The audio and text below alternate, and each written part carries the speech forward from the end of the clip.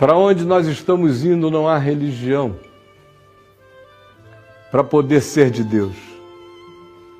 Se houver religião é do homem, se for de Deus não há religião. João diz, eu andei pela Nova Jerusalém, não achei nela a igreja presbiteriana, nem a batista, nem a católica ortodoxa, nem a romana, nem a universal.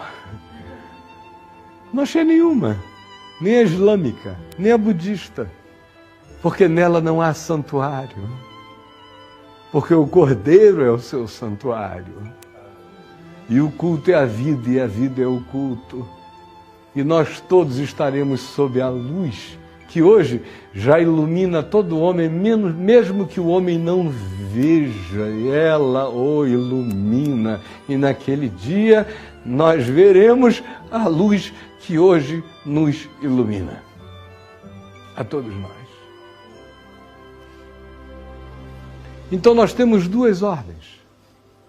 Temos uma ordem histórica, testemunhal,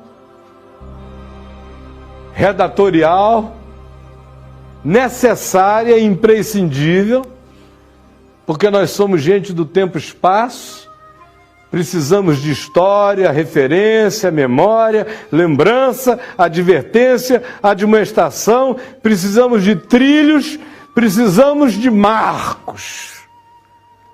Faz parte da necessidade da nossa finitude. Mas uma vez que a gente alcança essa compreensão, a gente tem que transcendê-la. E a gente tem que deixar o ataviamento infantil a qualquer coisa que Abraão se vincule apenas como história. E mergulharmos na transcendência da ordem de Melquisedeque, da qual Jesus é o único sumo sacerdote sobre todos os homens. Agora, olhem o que Paulo diz. Antes dele, Pedro, na casa de Cornélio, faz uma declaração herética que só sobrevive porque foi Pedro que falou, mas a gente não a comenta, a gente não a comenta. Ele diz a Cornélio, porque eu bem sei que Deus não faz acepção de pessoas, antes pelo contrário. Todo homem em qualquer lugar da terra que o tema lhe é aceitável. Todo homem que o teme lhe é aceitável. Paulo, em Romanos, no capítulo 2, depois de falar da suruba dos romanos, que era incurável, ele fala do moralismo dos judeus, que era igualmente incurável.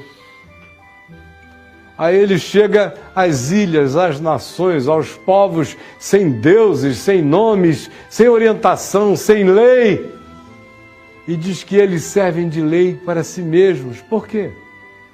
Porque a verdadeira luz que vindo ao mundo ilumina todo homem lhes dá consciências, fagulhas, e rompe dentro da consciência humana, de modo que, ora acusando-se, ora defendendo-se, alguns deles guardam a norma da lei que eles nunca leram escrita alguma, mas que está inscrito como consciência instalada pela verdadeira luz que vindo ao mundo ilumina todo homem. E Paulo diz, naquele dia vocês vão ver a surpresa. Naquele dia profetizado por Jesus, que virão gente do norte, do sul, do leste e do oeste, vocês terão a surpresa quando Deus abrir os segredos do coração dos homens segundo o meu Evangelho. Escrevendo a Tito, ele diz que ele é o nosso grande Deus e Salvador, Salvador de todos os homens, especialmente dos fiéis.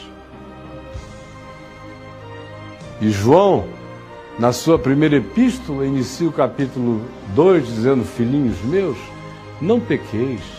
Se, porém, alguém pecar, temos advogado junto ao Pai, Jesus Cristo justo. Ele é a propiciação pelos nossos pecados, e não somente pelos nossos próprios, mas ainda pelos do mundo inteiro. O que eu estou querendo? Eu estou pregando aqui o universalismo? Que é isso, minha gente? Eu sou crente. Nem todos serão salvos, mas eu lhes garanto, o cara tem que querer ir para o inferno para ir mesmo. Na religião, todo mundo que não faz parte do Rotary Sagrado já está no inferno. Todo mundo que não está na igreja, que não dá dízimo, já é filho do inferno. No Evangelho, não. O cara tem que querer. Mas tem que querer mesmo. Porque o molestamento da graça é intenso. A porta é estreita. E o caminho é estreito. São poucos os que acertam com ele. E eu sei que eu sou dos piores. Não é pelo que eu faço. É por tudo que eu sei. E eu ainda não encarnei. Então, quando vocês andarem por aí daqui para frente, não separem mais o joio do trigo. Isso é tarefa para anjos. Nem considerem que quem foi batizado na sua igreja se tornou agora membro de um clube celestial, entrou para a área VIP da espiritualidade. Porque o Senhor conhece os seus.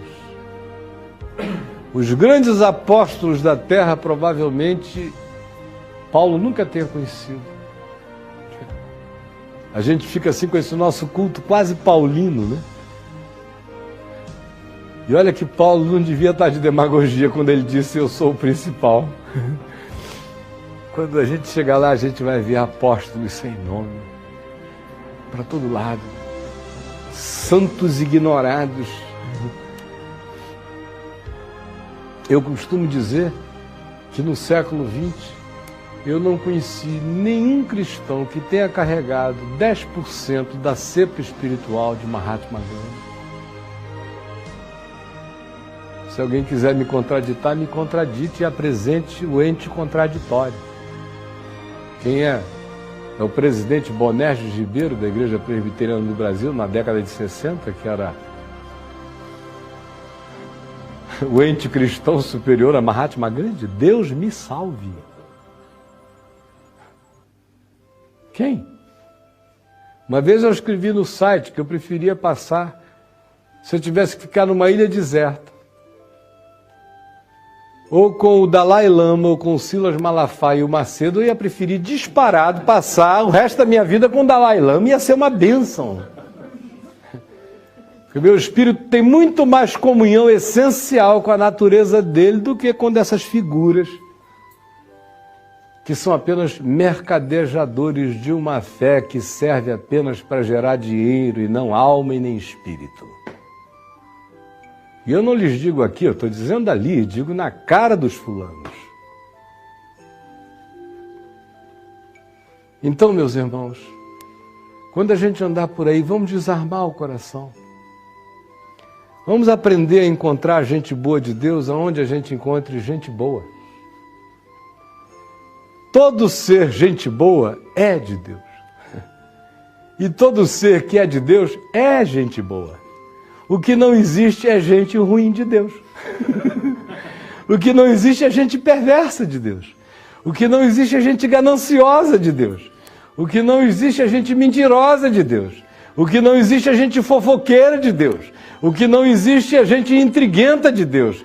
O que não existe é isso que a gente chama ainda de clube da fé e de igreja. E eu vou encontrando a minha igreja onde eu vou encontrando bondade e graça. Apenas aí. Qualquer ser humano cujo olhar reflita a luz do amor é meu irmão. Se ele já souber de Jesus, eu celebro isso em Cristo com ele. Se ele não souber, eu digo a ele que todo esse bem já existe nele, porque a verdadeira luz se plantou dentro dele, mesmo que ele jamais a tenha sabido nomear. Eu digo isso como preparação não só para o resto dessa viagem, mas para o resto da nossa caminhada, para o resto da nossa jornada.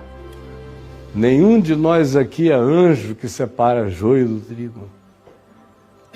Nós somos apenas pessoas que, em tendo sido alcançadas, celebram a bênção de termos sido alcançados e pedem a Deus a luz para enxergar na vida aonde quer que o amor de Deus esteja gerando amor nos homens, porque o Deus que é amor tem como fruto da sua presença amor. Quem ama é de Deus. Quem não ama não é de Deus. Nunca ouviu. Nunca dele foi nascido.